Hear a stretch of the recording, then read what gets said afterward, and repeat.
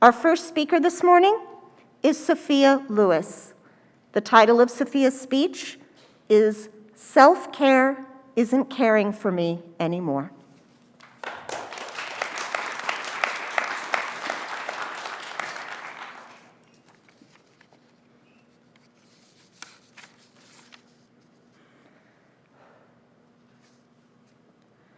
The time is January 2020, a mere 2 months before COVID causes everything to hit the fan.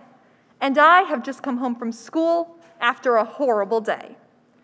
Now, I have a confession to make. I don't actually remember what made the day so horrible.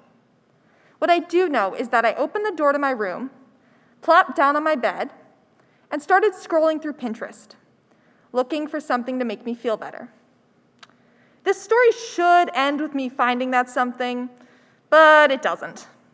Instead, I received a swamp full of unhelpfulness in the form of self-care, as I realized with dismay that the Pinterest algorithm had clogged up my feed with sayings such as, "You got this," "Growth is okay," and, my personal favorite, a list of 10 things I could do if I were feeling bad about myself, including activities such as making a fancy coffee and going on a drive, both things that I couldn't do.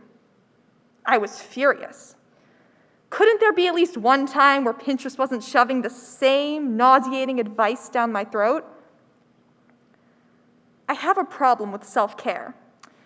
Now, that sentence alone could probably be enough to warrant a tomato being thrown at my head.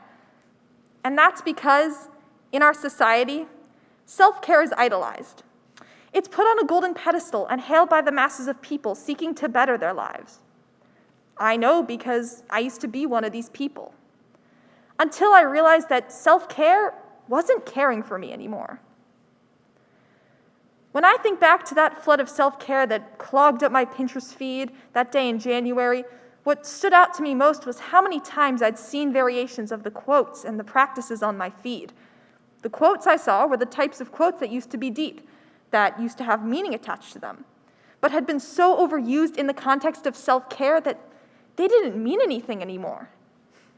If I have to hear the phrase, "It's okay to not be okay," one more time, I'm gonna chuck something out a window.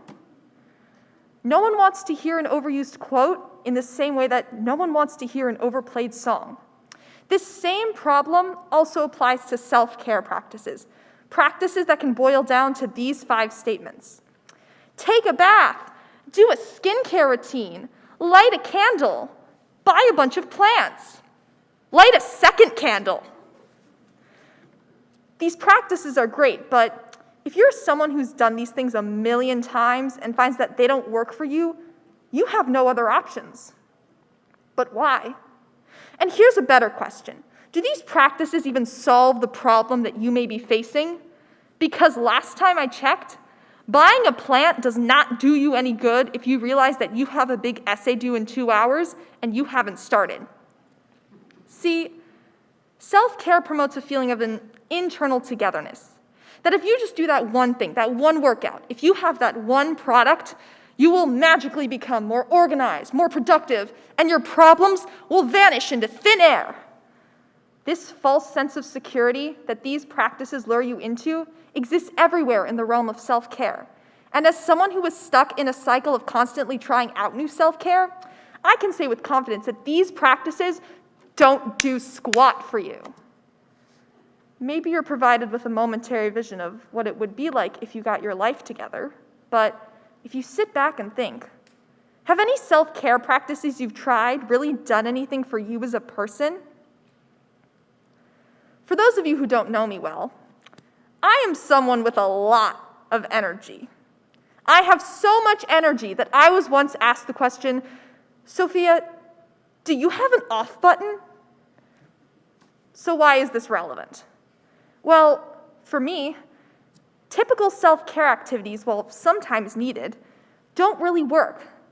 Instead of feeling rejuvenated by the act of, staring at the falling leaves and contemplating my life choices, I feel more like the quirky side character in a John Green book. And I know this doesn't just apply to me. Our emotional states are constantly changing, especially as teenagers, and what I've realized is that self-care doesn't account for this variety in emotion. If you deal with a condition such as anxiety or burnout, then self-care is amazing. But when I'm feeling hyper and I want to calm down, somehow there's no mantra to recite, no practice to put into place. That's not fair to the people who get hyper easily, or to anyone who deals with a problem besides anxiety and burnout. What happens to us? Do we just go along with what we've been given and cross our fingers and hope it works? It's not gonna work. There's a big difference between being burnt out and being hyper. In my mind, there's a clear solution to this problem. Expand. There shouldn't just be one type of self-care defined by overused quotes and practices. There should be a variety of self-care platforms, each one with a different way of caring for yourself based on where you are in life, on how you're feeling. Wouldn't it be so much nicer to have self-care we could actually rely on?